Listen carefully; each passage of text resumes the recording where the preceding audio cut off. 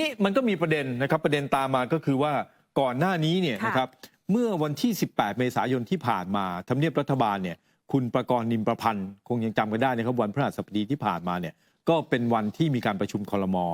แล้วก็ท่านเลขากฤษฎีกาเนี่ยท่านไปให้สัมภาษณ์นะครับถึงกรณีที่รัฐบาลบอกจะกู้เงินจากธนาคารเพื่อการเกษตรและสหกรณ์การเกษตรนะครับเป็นหนึ่งในแหล่งเงินที่จะนำมาใช้ในโครงการ Digital Wallet นะครับแล้วท่านก็ตอบคำถามนักข่าวถามว่าทำได้ไหมนะครับจะทำแล้วทำยังไงทำแบบไหนก็ปรากฏว่าผมไม่แน่ใจนะว่าท่านไม่ได้ตามข่าวหรือว่าท่านพลาดนะครับฟังการแถลงข่าวหรือยังไงแบบไหนเพราะว่าท่านบอกว่าในที่ประชุมแต่จริงๆท่านก็พูดไม่ผิดนะท่านบอกว่าวันที่ประชุมกันเนี่ยนะครับไม่ได้มีการพูดถึงว่าจะนำเงินจากธกส.มาใช้นะแล้วก็เลยกลายเป็นว่าสุดท้ายแล้วเนี่ยมันคล้ายๆกับว่าสื่อพูดกันไปเองหรือเปล่าเกี่ยวกับเรื่องของเงินที่จะไปใช้ของธกส. 172,300 ล้านเนี่ยนะครับมันก็เลยกลายเป็นตกลงแล้วจะยังไงจะสับสนไหมเพราะคุณลวรนเนี่ยแถลงว่าจะต้องมีเงินของธกส.มาแต่ว่าท่านเลขากฤษฎีกาเนี่ยนะครับท่านก็ยืนยันว่ารัฐบาลไม่ได้กู้ธกส.เพื่อที่มาแจกเงินนะครับเพื่อที่มาใช้ในโครงการนี้เราไปฟังเสียงนิดนึงมีไหมครับมีเสียงไหมได้ค่ะการประชุมคณะกรรมการดิจิตอลวอลเล็ตนะครับที่ครั้งสุดท้ายที่ผ่านมาเนี่ยสิ่งที่คณะกรรมการดูกันก็คือว่ามีแหล่งเงินอะไรบ้างมีแหล่งเงินจากไหนบ้างอันที่1ก็คือจะใช้งบประมาณปี67อันที่2คือใช้งบประมาณปี68นะครับแล้วก็อีกส่วนหนึ่งเนี่ยฝ่ายเลขานุการเสนอว่าจะใช้เงินเป็นการดำเนินโครงการตามมาตรา28นะครับของพรบวินัยเงินคลังนะครับซึ่งจะเกี่ยวข้องกับในส่วนที่เกี่ยวข้องกับเกษตรกรแล้วก็บอกว่าจะเป็นไปตามวัตถุประสงค์นะครับแล้วก็อำนาจหน้าที่ของหน่วยรับงบประมาณนะครับเพราะฉะนั้นไม่มีการพูดถึงเรื่องการกู้เงินจากธกส.ในวันนั้นผมก็ไม่รู้เหมือนกันว่าไอ้คำว่ากู้เงินเนี่ยไปเอามาจากไหนกันนะวันนั้นที่ประชุมเนี่ยมีแค่นี้จริงๆสิ่งที่เวลาจะทำโครงการตามมาตรา28นะครับก็คือว่าเวลาจะทำโครงการก็ต้องเอามามีกำหนดรายละเอียดเอามาเข้าคันตรีอีกทีหนึ่งซึ่งเงินยังไม่มีเลยนะครับก็เลยไม่รู้ว่าไอ้ข่าวไอ้กู้เงินธกส.นี่เอามาจากไหนกันในการประชุมวันนั้นไม่มีการพูดในรายละเอียดตรงนี้เลยเป็นการพูดหลังจากที่มีการแถลงข่าวก็คือประโยคที่ท่านพูดนี่แหละว่าไอ้ข่าวที่บอกมาจากอะไรที่ไปกู้กสิกรไทยเนี่ยไปกู้ธกส.เนี่ยเอามาจากไหนกันเอามาจากไหนตรงนี้ก็เลยแบบเดือดร้อนไงเราก็ได้ฟังแถลงข่าวเมื่อวันที่10 เมษายนนะคะมานั่งหลายๆท่านนะคะมีนายกเศรษฐามานั่งนะคะแล้วก็มีท่านลวรนมีคุณปลัดกระทรวงคลังนั่งนะคะก็พูดถึงนี่แหละค่ะงบประมาณแหล่งเงินที่จะเอามาใช้นะคะว่าเอามาจากส่วนไหนมั่งปี67ปี68ของงบนั้นแล้วก็เอาเงินธกส.เอามานะคะแต่พอท่านเลขากฤษฎีกามาพูดเมื่อวันที่18 เมษายนหลายๆคนก็เลยตั้งคำถามว่าอ้าวงงเฮ้ยจริงๆมันจริงหรือว่าไม่ได้กู้เงินธกส.หรือยังไงแต่จะมีเงินส่วนอื่นมาอีกถ้าอย่างนั้นเราไปฟังเสียงท่านปลัดกระทรวงคลังหน่อยดีไหมในวันที่10 เมษายนนะคะคุณลวรน แสงสนิทปลัดกระทรวงการคลังก็นั่งในวันแถลงข่าววันนั้นด้วยนะคะท่านได้พูดถึงกรณีที่นำเงินจากส่วนธกส.มาใช้แทนการกู้เงินที่รัฐบาลจะมีการตั้งงบใช้หนี้ดอกเบี้ยแล้วก็คืนให้ครบในกี่ปีผู้สื่อข่าวเนี่ยถามคุณลวรนด้วยประเด็นคำถามนี้และคุณลวรนก็ได้พูดถึงการใช้งบประมาณต่างๆค่ะไปฟังเสียงกันค่ะวงเงินส่วนที่1คือเงินงบประมาณรายจ่ายประจำปี 2568 จำนวน 152,700 ล้านบาทอันนี้ได้ขยายกรอบวงเงินงบประมาณในปี 68 เรียบร้อยแล้วตามที่ทางสื่อมวลชนได้ทราบนะครับอันนี้ประเด็นที่1ส่วนที่2จะมาจากการดำเนินโครงการผ่านหน่วยงานของรัฐจำนวน 172,300 ล้านบาทอันนี้รายละเอียดคือจะใช้มาตรา 28 นะครับโดยให้ธนาคารเพื่อการเกษตรและสหกรณ์ดูแลกลุ่มประชาชนที่เป็นเกษตรกรจำนวน 17 ล้านคนเศษผ่านกลไกมาตรา 28 ของปีงบประมาณ 2568 นะครับส่วนที่3จะมาจากการบริหารจัดการเงินงบประมาณของปี 67 ของรัฐบาลเองจำนวน 175,000 ล้านนะครับวันนี้ก็เลยนะครับเพื่อความชัดเจนนะครับก็เลยนำเสียงของทั้งท่านเลขาสำนักงานคณะกรรมการกฤษฎีกาแล้วก็เสียงของท่านปลัดนะครับกระทรวงการคลังคือคุณลวรน แสงสนิทเนี่ยนะครับมาให้ฟังกันอีกรอบหนึ่งซึ่งท่านเลขาสำนักงานคณะกรรมการกฤษฎีกาเนี่ยท่านก็คงท่านอยู่ในน่าจะ คือท่านอ้างที่ประชุมอะ ค่ะ ว่าในที่ประชุมไม่มีการพูดกัน แต่ว่าโอเค กลายเป็นว่าแถลงข่าวเนี่ยมันมีนะครับแล้วก็ท่านอาจจะมีภารกิจนะครับท่านก็เลยคิดว่าเอ้ยจริง ๆ แล้วมายังไงแบบไหนเลยประมาณนี้นะครับอันนี้ก็เลยเป็นข้อสงสัย แต่ว่าก็ไม่ใช่สาระสำคัญสาระสำคัญก็คือณเวลานี้เนี่ยครับตกลงแล้วเนี่ยนะครับรัฐบาลเนี่ยจะไปหยิบเงินจากธกสออกมาได้ หรือไม่เท่านั้นเอง ค่ะ แล้วถ้าหยิบจากธกสออกมาไม่ได้แล้วเนี่ยนะครับจะเปลี่ยนแหล่งไหมจะไปใช้แหล่งอื่นหรือเปล่าเลยประมาณนี้นะครับไปดูธนาคารพาณิชย์กันบ้างดีกว่า ค่ะ นะครับก็เมื่อเสาร์อาทิตย์ที่ผ่านมาพยายามเก็บรวบรวมนะครับผลกำไรของธนาคารพาณิชย์พยายามจะหาว่านะครับแต่ละธนาคารเนี่ยเขากำไรจากดอกเบี้ยเนี่ยมากน้อยแค่ไหนแต่ว่า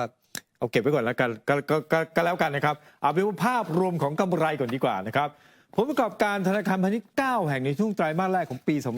2567นะก็เพิ่มขึ้น 1.2% นะครับเมื่อเทียบกับมกราถึงมีนาปีแล้วก็คือเทียบกับไตรมาสแรกของปีที่แล้วนะครับปีต่อปีนี่แหละก็ปรากฏว่ากำไรสุทธิทั้งหมดเลยในแบบอีกนิดเดียวนะ 49,995 ล้านบาท ค่ะนิดเดียวจะ 50,000 ล้านบาท อีกนิดเดียว แล้ จะ 50,000 ล้านนะอันนี้เพิ่ง9แห่งนะครับยังประกาศไม่หมดถ้าประกาศหมดแล้วเนี่ยผมว่าน่าจะพอสมควรนะครับเพราะ K-Bank เนี่ยยังไม่ออกมาเชิญครับน้องงามครับ ขณะเดียวกันนะคะอย่างที่เราดูไปนะคะผลประกอบการ 9 แห่งกำไรสุทธิรวมการคิดเพิ่มเป็น 1.2% ถ้าไปเทียบกับปีที่ผ่านมาค่ะกำไรที่เพิ่มขึ้นเนี่ยมาจากรายได้ดอกเบี้ยสุทธิแล้วก็การขยายตัวของส่วนต่างอัตราดอกเบี้ยสุทธินะคะขณะที่รายได้ที่มันไม่ใช่ดอกเบี้ยตรงนี้ค่ะก็ปรับตัวเพิ่มขึ้นจากการลงทุน บางธนาคารยังมีรายได้ค่าธรรมเนียม และก็ค่าบริการสุทธิอีกนะคะผลประกอบการธนาคารพาณิชย์ 9 แห่งในช่วงไตรมาสแรกมกราคมปี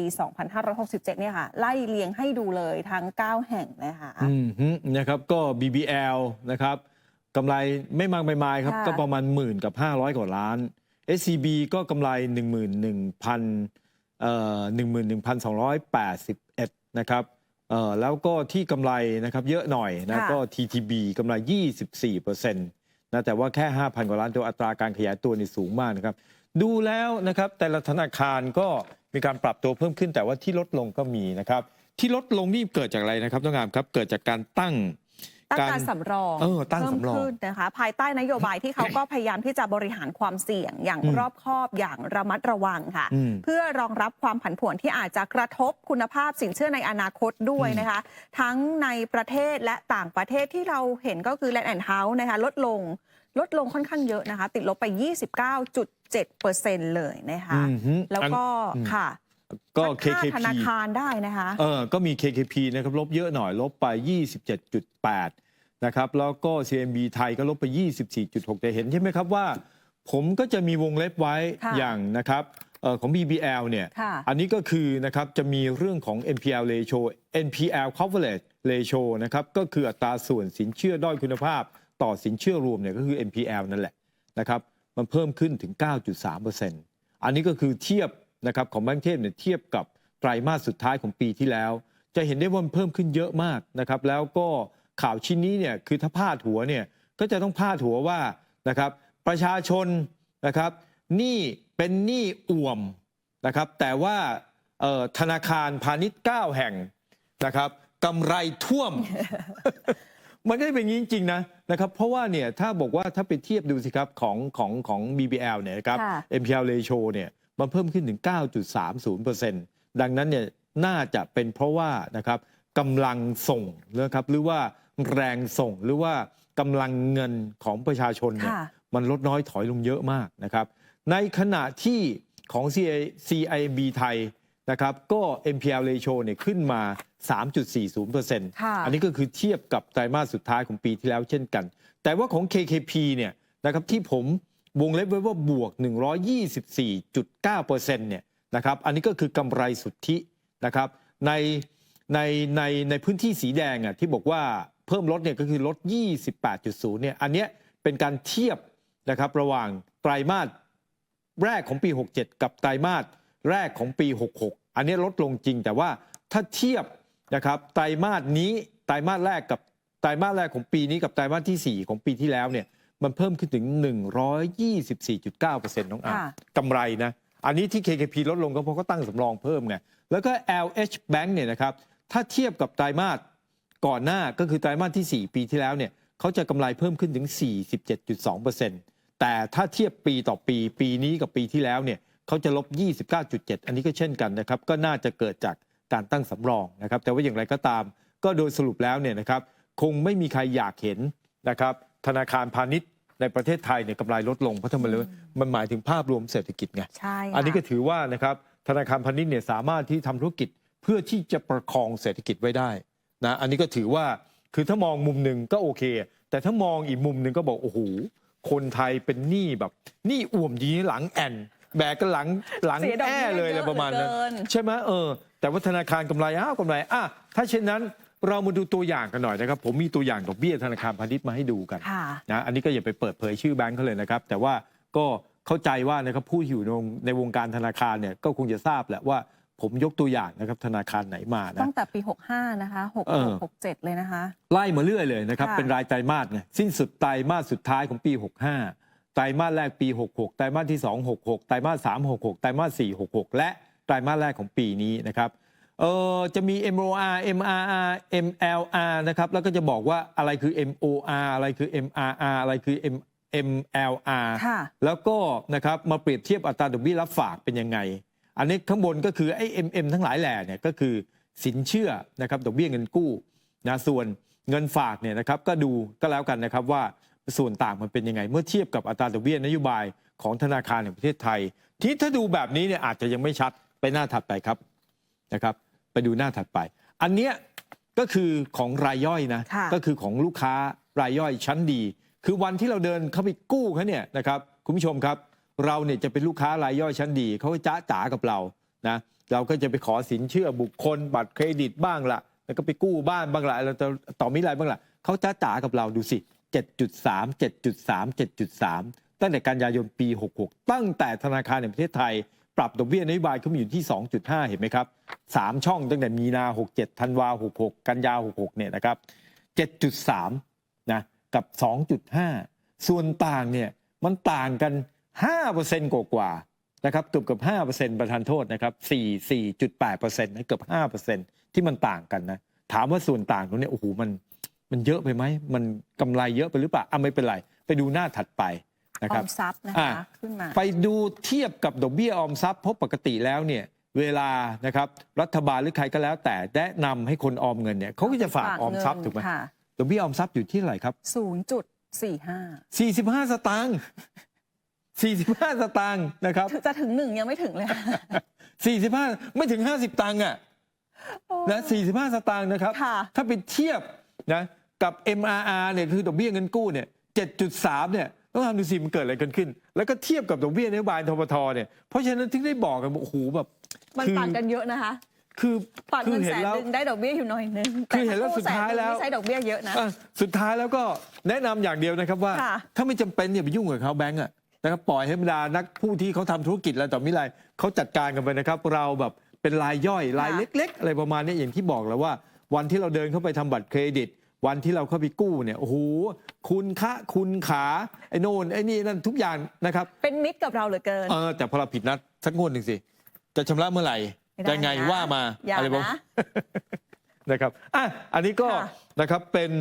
เขาเรียกอะไรนะครับเป็นตัวเลขนะครับที่นำมาฝากกันแล้วก็เห็นว่าวันนี้นะครับเมื่อเช้านี้เนี่ยมีไทยเครดิตนะครับธนาคารไทยเครดิตซึ่งเป็นน้องใหม่เนี่ยก็มีการแจ้งผลประกอบการละนะครับแต่ว่าผมทำไม่ทันนะหาตัวเลขแค่นี้ก็แย่แล้วนิมนมตะกี้นะครับแล้วก็ NPL เนี่ยนะครับหากันแบบหน้าตาแตกเหมือนกันนะมันได้มาเท่านี้นะมันเยอะมากนะครับอันนี้ก็เป็นเรื่องราวนะครับของธนาคารนะครับซึ่งเกี่ยวข้องกับการค้าขายมาร่วมสนับสนุนท็อปนิวส์นำเสนอความจริงได้แล้ววันนี้เพียงกดปุ่ม Super Thanks แล้วเลือกจำนวนเงินตามที่ต้องการได้เลยครับขอบคุณครับ